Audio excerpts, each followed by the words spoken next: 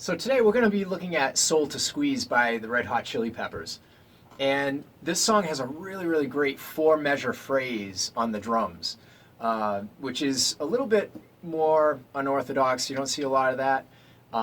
More times it's one measure or two measures, but this is an actual four-measure phrase that follows very closely to Flea's bass line.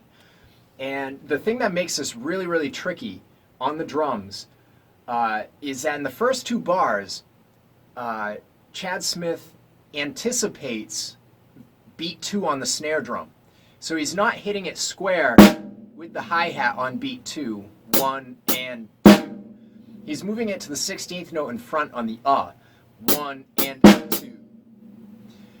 And so that can create some time issues when you're first starting to learn this groove. It's not the normal backbeat 2 and 4. But it's also what makes this groove really fun to listen to and fun to play once you get comfortable with it.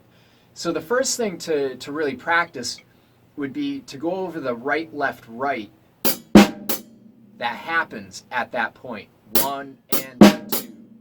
1 and 2. Then you could add the bass drum on beat 1. 1 and 2. The other thing that Chad Smith uses to perfection in almost everything that they do with the Chili Peppers is ghost notes. He uses a lot of ghost notes, which is very light strokes on the snare drum in between hi-hat notes. So the tough thing is keeping the hi-hat loud and the snare drum soft, so it doesn't end up. You need it really subtle, so that it's just kind of glue in between the hi-hat notes, nice and smooth flow. And another thing he uses a lot is soft buzz strokes in between the hi-hat, especially to go into a bass drum.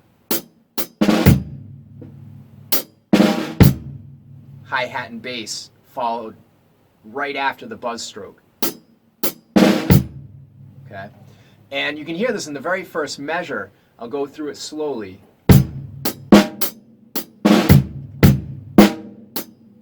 So you have that anticipated beat 2, and then the buzz stroke right after that. And then in the second measure, again, you have that anticipated beat 2, but the bass drum comes in right on the and of 2. 1 and 2 and. So you're not waiting till beat 3 anymore. And then again, like I was saying, the bass drum follows very closely with what Flea is playing on the bass guitar. Because Flea has a very active bass line that's very melodic. It's more than just a foundation. He's actually playing sort of an intro melody to the song. So it's really important that you follow the bass guitar with your bass drum. So once you can get those first two bars together,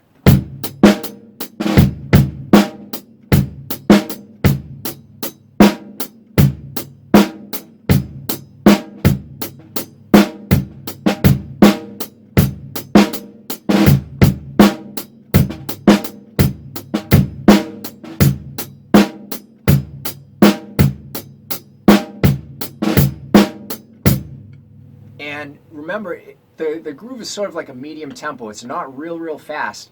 And that anticipation can make you feel like speeding up, but you got to sit back on it.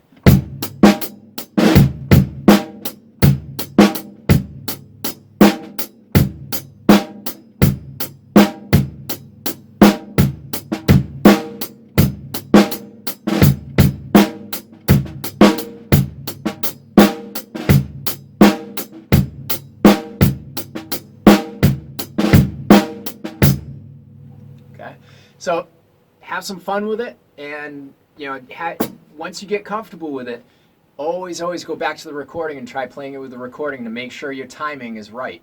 It's one thing to do it all by yourself, and it's another thing to actually make sure that all of your notes are falling in time with the groove, your bass drum is locked in with Flea's bass line, and then you're off and running.